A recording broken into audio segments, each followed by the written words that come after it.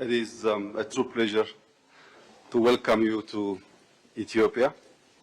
Today, we have decided to elevate our relationship from historic relationship to strategic relationship between Ethiopia and India. Our two countries share over thousands of years of connection through trade, diplomacy, education, culture, and even in our food and traditions. These ties continue to shape a deep friendship, collaboration, and mutual respect between our people. We also appreciate your consistent message that Africa's priorities must lead the partnership.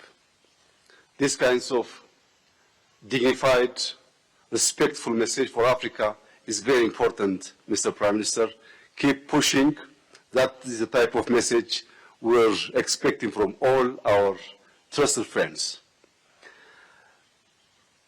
This aligns fully with Ethiopia's development path, an African-owned, African-led, and African-defined.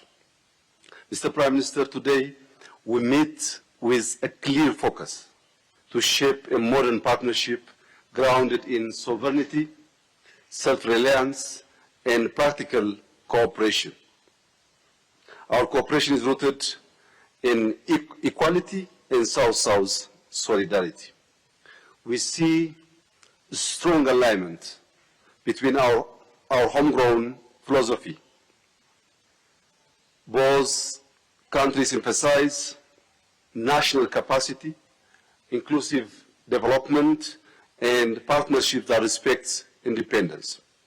Mr. Prime Minister, our economy, Ethiopian economy, is performing strongly. Last year, we grew 9.2%, and this year we're expecting 10.3% GDP growth. Besides GDP growth, our FDI inflow is also rising big time, and India is a leading source for our FDI. We have more than 615 Indian companies which is investing in Ethiopia. This all gives our cooperation a strong foundation of trust. I think our decision today that we elevate our historic relationship to strategic relationship is the right decision. Mr. Prime Minister, it's a great joy to have you here in Ethiopia. Thank you very much for visiting us. I hope in the next session we're going to discuss some specific issues. Thank you, Mr. Prime Minister. Excellency, my brother, my friend, Ethiopia की यात्रा करके सच में मुझे बहुत खुशी हो रही है। ये इथियोपिया का मेरा पहला दौरा है, लेकिन यहाँ कदम रखते ही मुझे अपनेपन और गहरी आत्मीयता का उसका बहुत गहरा अनुभव हुआ है। भारत और इथियोपिया के बीच हजारों वर्षों से निरंतर संपर्क, संवाद और आदान प्रदान होता रहा है। अनेक भाषाओं और समृद्ध परंपराओं से संपन्न हमारे दोनों देश विविधता में एकता का प्रतीक है। दोनों देश शांति और मानव कल्याण के प्रति प्रतिबद्ध लोकतांत्रिक शक्तियां हैं। हम ग्लोबल साउथ के सहयात्री भी हैं और साझेदार भी हैं। अंतर्राष्ट्रीय मंचों पर भी हम कंधे से कंधा मिलाकर खड़े रहे हैं।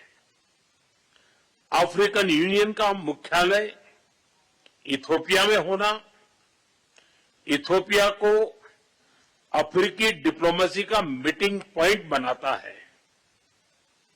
एक समावेशी विश्व, इंक्लूसिव वर्ल्ड के साझा विजन से प्रेरित होकर भारत ने 2023 में यह सुनिश्चित किया कि अफ्रीकी यूनियन G20 का सदस्य बने।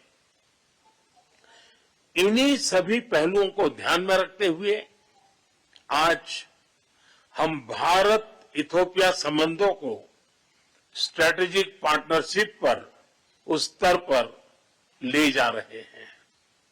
यह कदम हमारे संबंधों को नई ऊर्जा, नई गति और नई गहराई प्रदान करेगा। भविष्य की अपार संभावनाओं को साकार करने के लिए एक स्पष्ट रोडमैप तैयार होगा। आज हमें हमारे सहयोग के प्रमुख आयामों जैसे economy, innovation, technology, defence, health, capacity building और मल्टीलेटरल कोऑपरेशन पर विचार विमर्श करने का मौका मिला। मुझे खुशी है कि आज हमने भारत में इथियोपिया के लिए स्टूडेंट स्कॉलरशिप को डबल करने का निर्णय लिया है।